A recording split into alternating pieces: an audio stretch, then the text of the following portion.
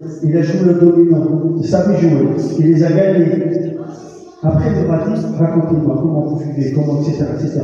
Donc, il y avait les foyers, pas déjà les foyers. Les gens, souvent, habitaient dans les foyers, avec quelques-uns qui louaient à droite à gauche.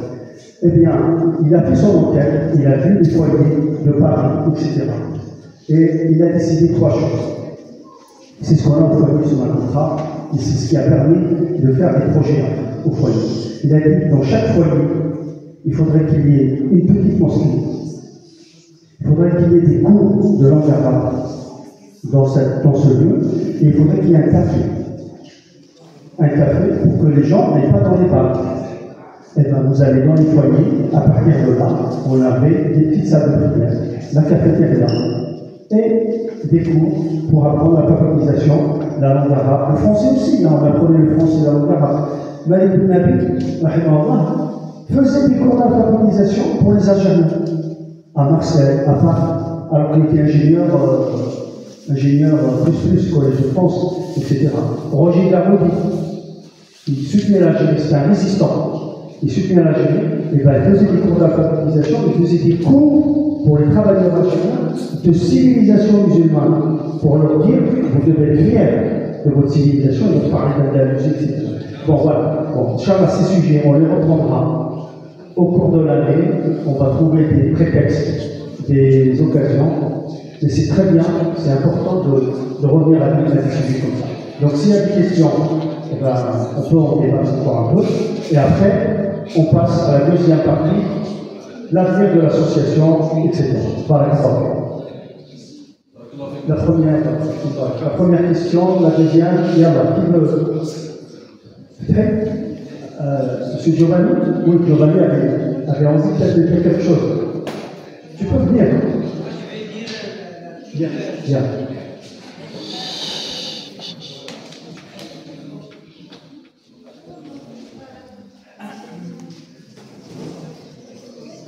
Alors, j'ai lu l'article que j'ai écrit en italien des films de la bataille d'Alger. C'est la première chose. Alors, la bataille d'Alger, film algéro-italienne, réalisé par Gillo Pontecorvo. Donc, son frère, Gillo Pontecorvo, était, on peut dire, le père de la bombe atomique de l'Union soviétique. Il avait été élève d'Enrico Fermi. Donc, c'est une famille de chimie. Et donc, sorti en 1973, et bien plus qu'une œuvre cinématographique. C'est un document historique recréé, une immersion saisissante et sans concession au cœur de la lutte pour l'indépendance de l'Algérie. Plus précisément, durant les événements de son arrivée à Alger entre 1954 et 1957. Le tournage du film il a duré 4 ans. Le film retrace les périodes intenses de la bataille d'Alger, l'affrontement entre les militants du Front National FLN, mené par le chef historique Ali Lafrance, interprété par Brahim Aïssaoui, et les parachutistes de l'armée française sous les ordres des colonels Mathieu, interprétés par l'acteur Jean Martin. Pontecorvo est délibérément choisi un style s'apparentant au néoréalisme italien pour conférer au film une authenticité brute et quasi documentaire, y compris en utilisant de nombreux acteurs non professionnels qui avaient souvent vécu les événements. La reconstitution est si fidèle que le film a été utilisé comme matériel de référence historique.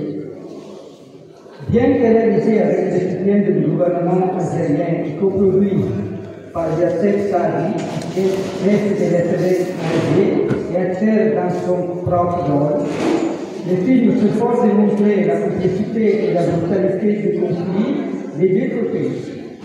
Il expose la guerre urbaine et les attentats de l'FLN, ainsi que la torture et les méthodes musclées de la contre-guerrille française.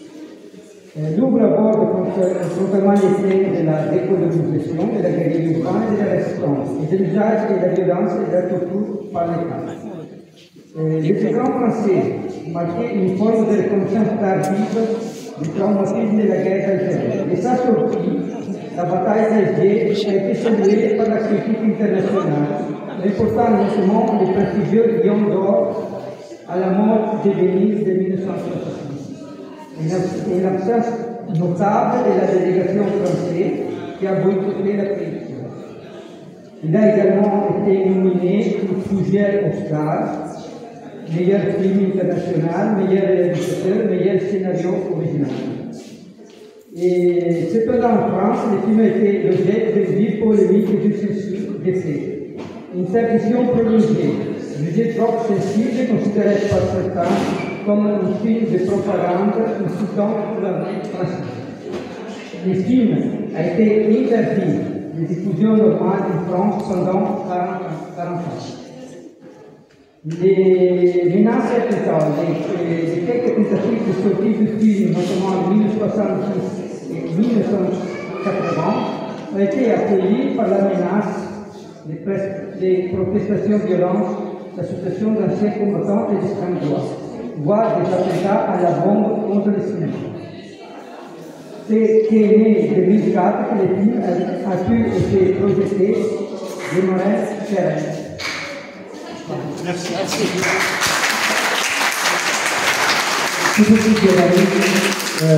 Juste pour information, pour aller dans le sens, l'importance de ce film-là, c'est que si vous avez remarqué, quand il y a eu des manifestations, les rassemblements dans les universités dans le monde pour soutenir la Palestine, dans les campus étudiants, eh bien, beaucoup d'étudiants américains, anglais, dans le monde entier, se sont dit, il y a eu un mot d'ordre ils ont entendu parler que ce film-là était un film qui a appris comment organiser un peu la guerre urbaine, un peu la résistance.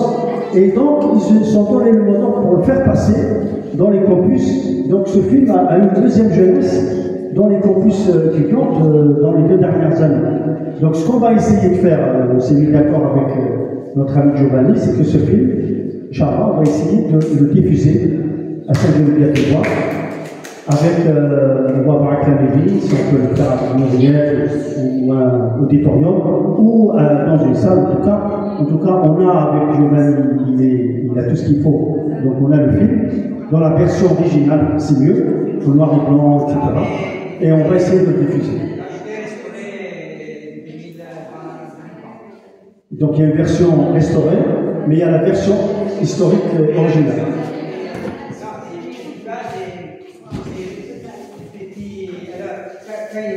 Pendant le tournage, ça durait 4 ans, et il y avait des stars blindées, non? Et quand il a viré Dembélé, il y avait des personnes âgées qui pensaient que c'était des films. Parce qu'il avait vu tellement ces tournages et tout ça, et puis c'est pas les vrais armées, c'est les armées. C'est le film, c'est les acteurs. Voilà. En tout cas, merci beaucoup. Giovanni, tu es membre d'honneur de l'association algérienne. Et on ouvre la porte à tous nos amis.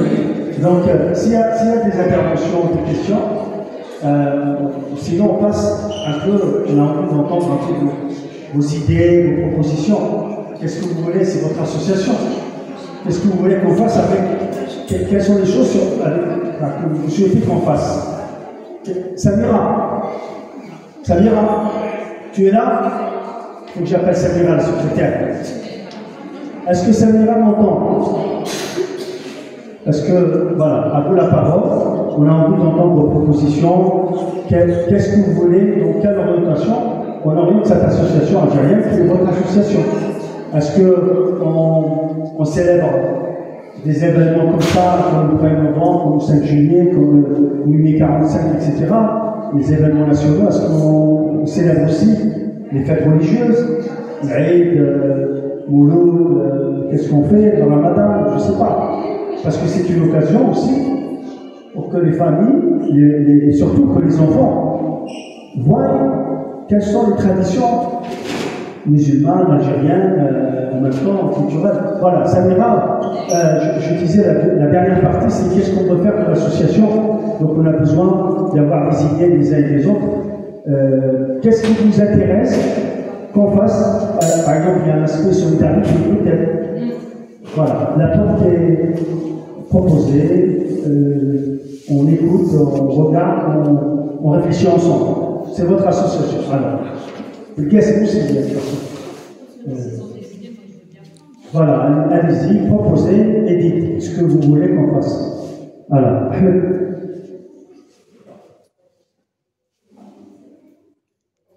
Moi, j'aimerais bien que juste, parce que des fois, on se revoit un peu l'histoire, et ce serait bien de ramener un invité qui parlera de l'histoire de l'Algérie de 1830, pour remettre un peu le contexte, parce que on entend les discours politiques que l'Algérie n'existait pas avant la France, que l'Algérie n'avait rien avant la France, c'était juste des bergers, alors que l'histoire, même par l'histoire racontée par les Algériens, elle a commencé même par les Allemands, les écrits de 1800, dit que les Algériens de l'époque, la plupart savaient lire et écrire, ils connaissaient plusieurs langues.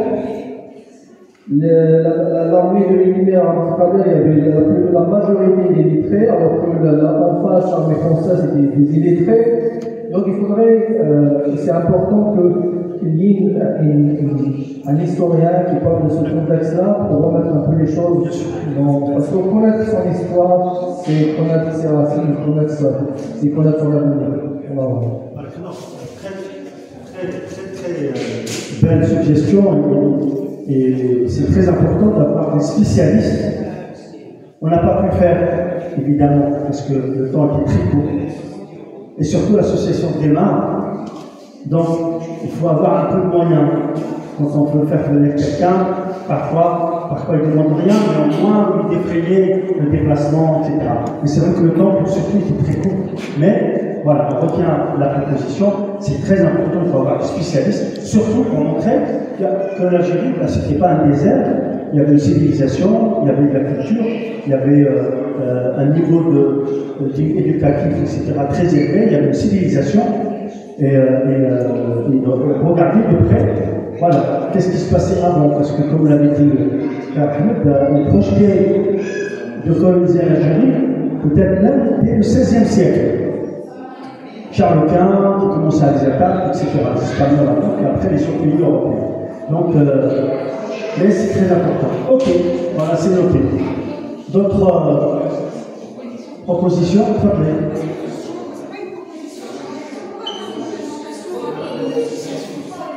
Oui, présentation de l'association. Voilà. Comme on a dit tout à l'heure, l'association s'appelle AAPARO, Association algérienne de prévention et d'assistance du Balkan. Donc elle a été créée en 1995 de mémoire par Haj Yazid, et donc le premier noyau, donc il y avait Haj Yazid, comme j'ai dit tout à l'heure, c'était un cadre très important, mais qui investissait toute son énergie ce week-end pour aller voir ses compatriotes, ses frères algériens, et se passer son week-end souvent au foyer, à discuter, à jouer au domino, à prendre du temps avec ses confrères. Voilà. Et donc il y avait Madani qui était là avec nous tout à l'heure, qui était dans le premier bureau. Moi j'étais à l'époque jeune, j'avais pas encore d'expérience, mais ils m'ont appelé et ils m'ont intégré dans le bureau. Et c'est là que j'ai appris la vie associative. J'ai appris les premiers pas de politique parce que Haj Yazid, il m'emmenait avec lui quand il faisait des réunions. Déjà à l'époque, il faisait des réunions, il assistait à toutes les réunions publiques. Il avait des verrines, mais il s'intéressait à tout ce qui se passait autour et qu'il y avait à l'époque Champion qui était le maire. Et bien, dès qu'il y avait des réunions publiques, il m'emmenait et il m'a dit comme ça, tu observes, commence à voir, commence à regarder, etc. Et c'est commencé comme ça. Et d'ailleurs, à l'époque déjà, j'avais constaté qu'il n'y avait pas de lieu de vie sociale. Pas de lieu de vie sociale aux honnêtes, c'était le foyer. Il n'y avait pas de centre social. Alors que toutes les villes où on veut créer, il fallait des centres sociaux. pour que les gens se rencontrent. Eh bien, il n'y a pas ça.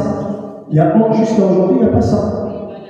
Et on se bat pour ça, on va essayer de l'avoir sous forme associative, pour des lieux où les gens se réunissent pour réfléchir, pour agir ensemble. Parce que les gens et c'est pour ça que les foyers, on a fait en sorte de fermer les cafétérias, de fermer les lieux de réunion. Et ça, c'est une politique depuis les années 2008, parce que les gens du foyer se réunissaient, ils s'organisaient, et l'union fait la force. Donc, on a fait des foyers individuels où tu as un studio, tu as tout ce qu'il faut, il n'y a pas de cuisine, il n'y a pas de cafétéria, donc divisé pour mieux régler. Et bien, tout ça, c'était, les débuts, c'était avec cette association, et très vite, donc le travail de l'association, c'était la solidarité, donc d'où le mot assistance, c'est-à-dire, par exemple, il a cherché, dès l'époque, dans les années 90, 98, 17, à faire par exemple des assurances collectives pour avoir des assurances pas chères. Et il commençait aussi à s'intéresser aux cotisations pour le rapatriement des corps. Donc il a trouvé une pompe funèbre qui a accepté, je ne sais pas combien c'était en francs à l'époque, peut-être 120 francs, une cotisation à l'année, pour en cas de besoin avoir des frais de prise en charge du rapatriement, etc. Donc il commençait déjà à travailler sur ces questions-là de Yazid. Et sur la prévention, c'était plus par rapport à la délinquance, c'est-à-dire la santé, les histoires de délinquance par rapport aux jeunes. Donc c'était ça sa priorité. Et comme il y avait un manque, puisqu'on faisait à l'époque la prière dans une petite salle de foyer, il y avait le sous-sol au départ, puis après une petite salle à côté, Hadj Yazid, il a décidé de créer l'association musulmane avec Madani. Et il a dit maintenant la priorité, tous les militants de l'association algérienne, vous venez, vous nous aidez dans l'association pour la mosquée. Et on met de côté pour l'instant l'association algérienne, pour lui c'était quelque temps, hein, parce qu'il est décédé en 2004, je crois. Et donc, dans son esprit, la priorité c'était la mosquée. Une fois qu'on a la mosquée, on reprend l'association algérienne, et même dans son esprit, en tout cas, c'est ce que je dis aussi, il faudrait qu'il y ait des associations franco-algériennes, comme il y a des associations franco-portugaises, il faudrait qu'il y ait aussi franco-sénégalaises, franco-maliennes, franco-tunisiennes, franco-égyptiennes, etc. Parce que ça vous donne de la force pour avoir, par exemple, voilà, une salle, la salle des Portugais, qui était une salle, à la base, c'était les Algériens qui l'avaient, mais comme ils avaient, à l'époque, c'était pas leur esprit, il n'y avait pas de travail militant, c'était devenu un début de boisson. Voilà, pour tout dire, d'accord. Donc, du coup, les Portugais sont venus, tranquillement, ils étaient invités, mais ils travaillaient, doucement, doucement. Et bien maintenant, ils ont la salle. Et bien, parce que la communauté algérienne, voilà, chacun s'occupe de lui, chacun s'occupe de sa, voilà, de soi, de ses projets à lui, et il n'y avait pas cet esprit et cet esprit de communauté, ça ne veut pas dire, il ne faut pas opposer, être fier de son origine, de sa communauté, ça ne veut pas dire qu'on n'est pas français à part entière, ou on n'est pas intégré dans la société française, c'est pas de contradiction. Voilà, un Breton peut être fier de sa culture bretonne, ou un Corse, tout en étant fier d'être français.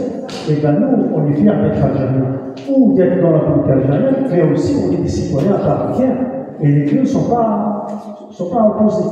Donc, il faut casser cette idée. D'ailleurs, peut-être qu'on réfléchira, on fera un sondage, on pourrait dire association algérienne et franco-algérienne.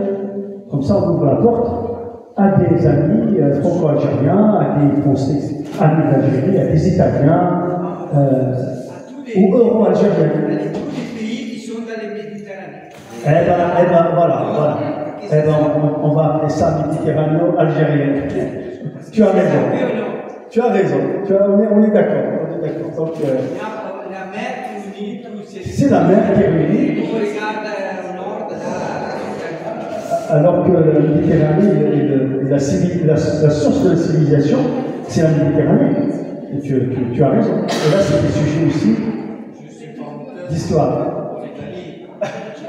Bon mathématicien, Ouais.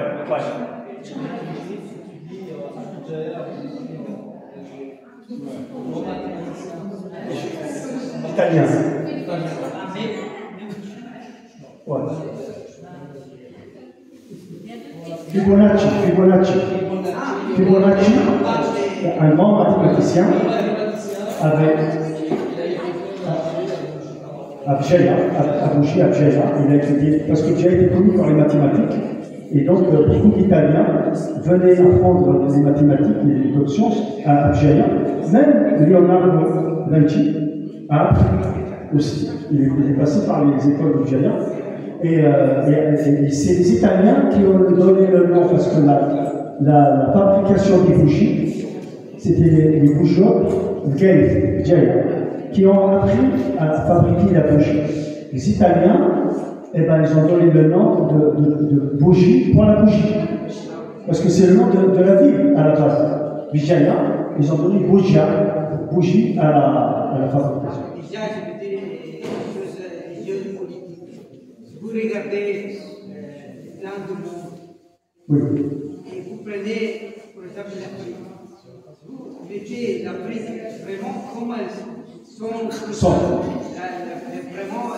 la surface près. Vous aurez une Afrique comme ça. C'est pour ça qu'il passe une idée. L'idée c'est petit et l'Afrique c'est petit. Et même tu regardes tous les pays d'Europe c'est pour ça microscopique. L'idée c'est ça. L'idée c'est de montrer que l'Afrique c'est secondaire. On connaît beaucoup de la Russie avec ça. Eh bien, une proposition intéressante pour en tout cas parler aussi de la Méditerranée. Qu'est-ce qui lie l'Algérie avec la Méditerranée, etc. Est-ce qu'il y a d'autres idées, d'autres propositions pour développer? Quels sont les sujets que vous voulez qu'on traite? Quelles sont les actions? Parlons un peu de social, parce qu'on a constaté qu'il y avait beaucoup de besoins, notamment suivi administratif ou des démarches administratives, et peut-être parfois, par exemple, on a un cas de personnes qui viennent se faire opérer, des choses comme ça. Peut-être que ces questions-là, ce serait peut-être bien aussi de les... Oui. Oui. Les questions administratives, peut-être aussi liées aux questions des droits de retraite, des retraités qui ne connaissent pas leurs droits. Oui, donc les démarches administratives pour la retraite. Après, il y a la question de démarches administratives pour les petits sujets. Est-ce qu'il y a un site pour entrer là-dedans On démarre. Il n'y a pas On démarre. Donc on a besoin d'actifs, des gens, s'ils ont des compétences en informatique, on en aura besoin pour faire un site. On aura besoin de personnes pour faire accord. On aura besoin de bras pour installer, pour acheter, pour faire la cuisine de temps en temps. On a besoin de tout le monde. Donc, si vous êtes avec nous, on peut faire des choses. Il faut être avec nous. Donc, c'est pour ça qu'il faut laisser des coordonnées.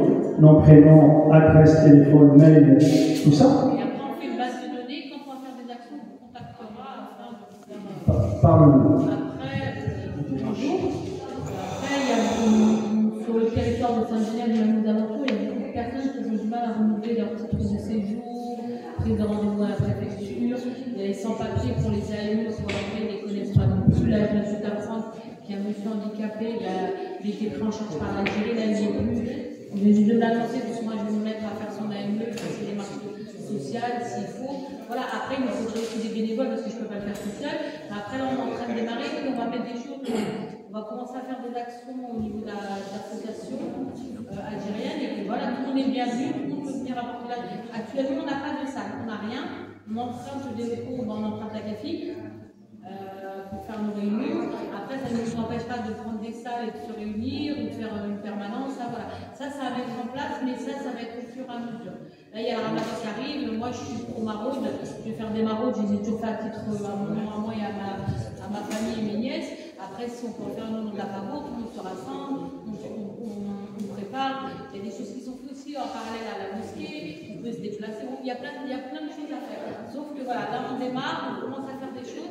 Et après, ceux qui veulent rentrer dans l'association peuvent pour nous aider. Ceux qui veulent rentrer dans l'association peuvent, on a besoin de main-d'œuvre, on a besoin de gens intellectuels, des gens qui sont professionnels des démocrates dans l'informatique, en social, qui, voilà, ça peut être même des personnes dans tous les domaines. Dans on démarre. Maintenant, on peut vraiment repousser l'association. Il y a des gens qui ont intégré le CA. Moi, je viens de l'intégrer. Je connaissais cette association parce que mon père, à Arnaud, il était dedans aussi. Donc voilà, je veux perdurer les choses. Et voilà, on est des Algériens. Il y a une grosse communauté de ça à Saint-Genève-des-Bois d'Algériens qu'on ne voit pas. Que voilà, il y a aussi sur Morsan, sur ça. Et voilà, et après, quitte à là, les femmes de Grigny sont parties. Quand il y a un jour quelque part quand il y a une action à Grigny, bon, on l'a fait aussi. Voilà, c'est travailler tous ensemble. Et en fait, on pourrait même, une fois qu'on a renforcé cette association, encourager d'autres villes à faire des associations et après fédérer. Voilà, c'est comme ça qu'on avance, c'est comme ça qu'on obtient des droits. C'est par l'action et par l'idée. Il y avait peut-être une intervention à la sœur. Moi, j'avais aussi une idée, c'est d'aider les anciens à faire un combat au collège, parce que je me suis rendu compte que c'est pas simple du tout. Parce que derrière, on leur demande aussi des démarches à suivre, et notamment à travers des applications, etc. Et c'est très difficile pour eux. C'est vrai. La plupart maintenant des démarches, c'est informatisé, c'est numérique. Et ça devient comme l'alphabétisation. On a ce qu'on appelle les analphabètes numériques.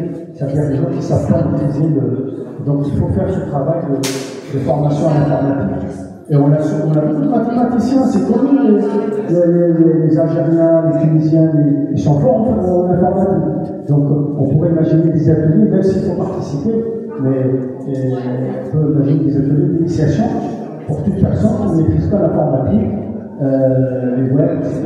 Je crois qu'il y a la sœur aussi qui voulait.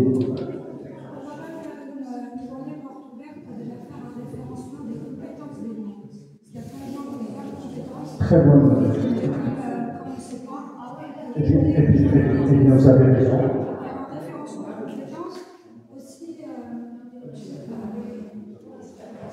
volet éducatif pour les enfants, on parlait de l'association des entraînements et tout.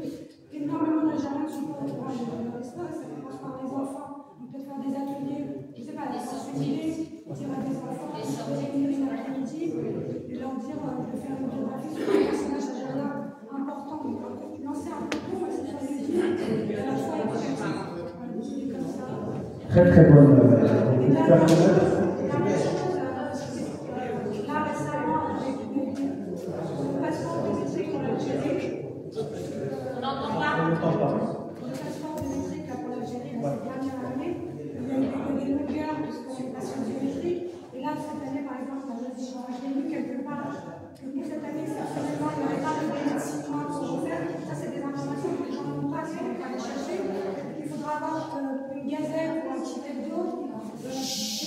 S'il vous plaît. Peut-être pas quotidienne, mais mensuelle, bimensuelle, pour que tout le monde soit au courant de ce qui sort au niveau de l'État des Affaires étrangères à Genève, par exemple.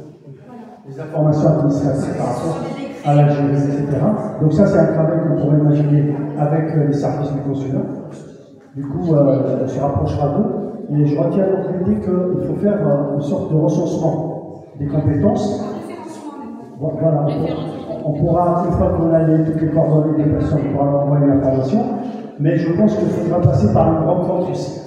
Parce que c'est peut-être une rencontre aussi, une occasion de parler ensemble, de dire qui peut faire quoi, qui a envie de faire quoi, et qui peut faire quoi. Et peut-être lors de cette rencontre, profiter pour à chaque fois traiter un sujet. Par exemple, un sujet d'histoire, sur tel ou tel éclairage, parce qu'il y a tellement de sujets. Donc on peut ramener des spécialistes par défaut. On s'organisera à 2-3, mais si on a des spécialistes, c'est mieux. Voilà, c'est bien quelqu'un qui pointe vite. Donc c'est notre Inch'Allah. Voilà, vous avez laissé vos coordonnées, j'espère. Ah, ça y est. S'il y a une salle de soutien scolaire.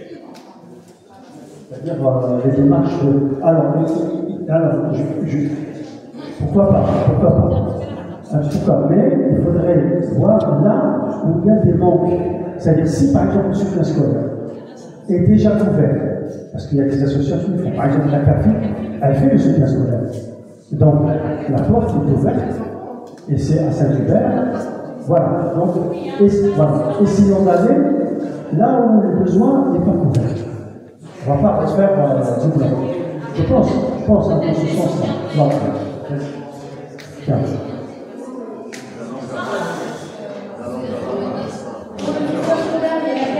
Il y a d'autres structures qui le font. Après, moi, par exemple, j'aurais ouvert d'autres structures qui associent à la CAFI dans d'autres structures. Parce qu'il y en a qui vont faire des. Je sais que je ne peux pas dire, je ne parle pas, je sais qu'il y a une association qui vont ouvrir des créneaux pour la scolarité aussi. Donc voilà, ça va fonctionner. Mais c'est vrai que pour l'instant, c'est pas que c'est pas la priorité, c'est que il n'y a pas assez de place, certes, mais là pour l'instant, on ne va pas faire quelque chose qui existe déjà dans nos structures en fait. Pour l'instant. Mais ça peut être juste, par exemple, une façon de. Il y a des personnes qui ne savent pas qu'il existe des structures. Oui, mais c'est pour ça que je vous dis que vous aurez un peu vite, bien sûr. Oui, bien sûr, oui, c'est ça. Ah, ça, il n'y a aucun problème. Ah non, ça, oui, bien sûr, ça, moi je sais qui fait de l'accompagnement à la scolarité, qui ne sait pas. Après, se renseigner la date qui passe à la CAFI. Après, souvent, il y a peut-être d'autres structures qui le font, et on vous oriente, bien sûr. L'orientation, ça, bien sûr, on sait faire. Alors, il y a des besoins, comme par exemple, le frère Picasso vient de rappeler. Oui, ça va être. Alors, comme il a dit, le besoin aussi de la langue arabe, c'est très important. Moi, j'avais suggéré de donner, quand je suis ici en France, parce que je me retrouve parfois souvent plutôt en Algérie. Donc, le temps que je suis en France, je peux dispenser des cours en arabe. Déjà, j'ai proposé ça gratuitement, et la CAFI nous donne son met à disposition nous met à notre disposition la salle. Et on a déjà commencé pour les cours de départ, de début, carrément, pour tout le monde, sans tout âge différent, tout âge. Et on a déjà commencé. Pour information, c'est toujours le week-end de 14h à 16h, gratuitement, à Café, si vous pouvez venir, il est bienvenu, elle est bienvenue. Voilà, donc tous les week-ends, samedi et dimanche, de 14h à 16h. Voilà. Non, un groupe de 2 heures. Il suffit, vous savez, pour savoir lire l'arabe, il suffit peut-être de 3 à 4 semaines, on arrive à lire le livre du Coran, à lire, et le reste, c'est l'effort personnel. Voilà. Et donc, ça a développé à avoir aussi, ensemble. C'est très bien aussi.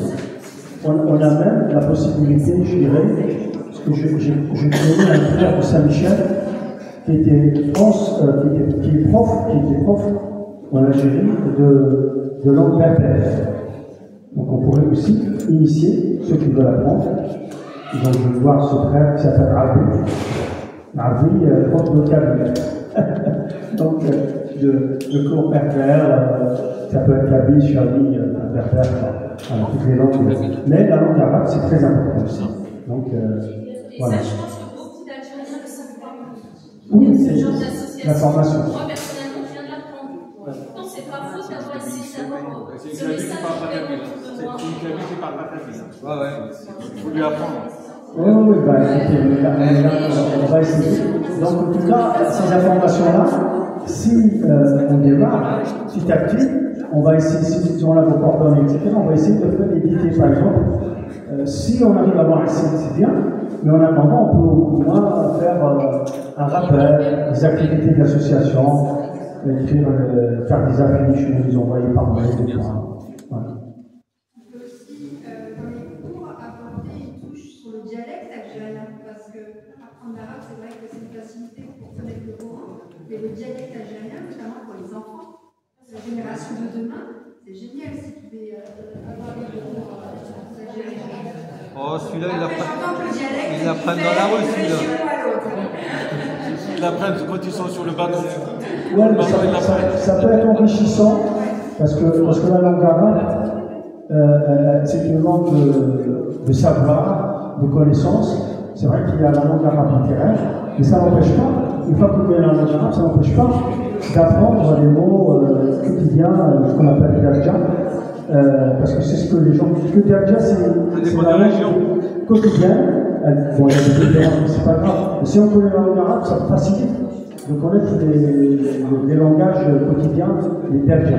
Et les deux se complètent de toute façon. La langue arabe, elle s'enrichit par les nouveaux mots à chaque fois. C'est une langue ouverte, la langue arabe. C'est pas une langue permise. Y a-t-il d'autres propositions, d'autres suggestions? Vous voyez, voilà, il y a des idées, c'est très bien, mais on aura besoin de vous. Il faudrait qu'il y ait des personnes qui s'engagent un peu avec nous, pour que le travail soit partagé. Alors, l'idée, ce serait peut-être, si, je ne sais pas dans combien de temps, peut-être les vacances qui vont venir, au début de l'année, essayer de faire une nouvelle rencontre, même s'il n'y a pas de raison particulière, une nouvelle rencontre conviviale pour se retrouver et pour faire le recensement des compétences, les projets qu'on a envie de faire, et ramener un spécialiste sur un sujet. Par exemple, l'histoire scientifique de l'Algérie, ou avant 1830, une partie de l'histoire, etc. Donc peut-être, je ne sais pas, quand est-ce que vous voyez ça? On attend les vacances de fin d'année, ou on se donne combien de temps pour se revoir? Peut-être les vacances de décembre, ce serait bien. Fin d'année, peut-être le nouvel an, je ne sais pas, on verra. Y a-t-il, oui, bien sûr.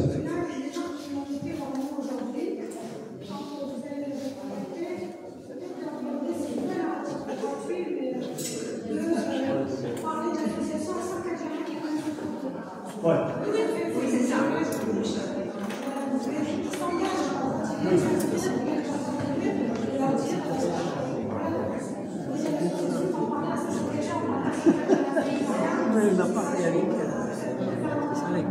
Bien sûr, c'est-à-dire que chacun doit devenir un peu ambassadeur de cette association et parler à d'autres communautés algériennes pour qu'ils viennent, qu'ils arrivent. Voilà, est-ce que ça va? On a fait le tour.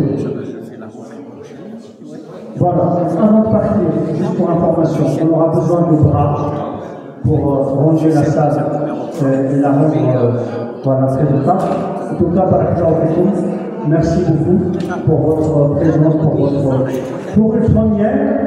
Les deux événements qu'on a fait en une semaine, chacune est une première, c'est une belle réussite. Moi, je trouve que vraiment, chapeau, bravo à vous. Ça va avoir une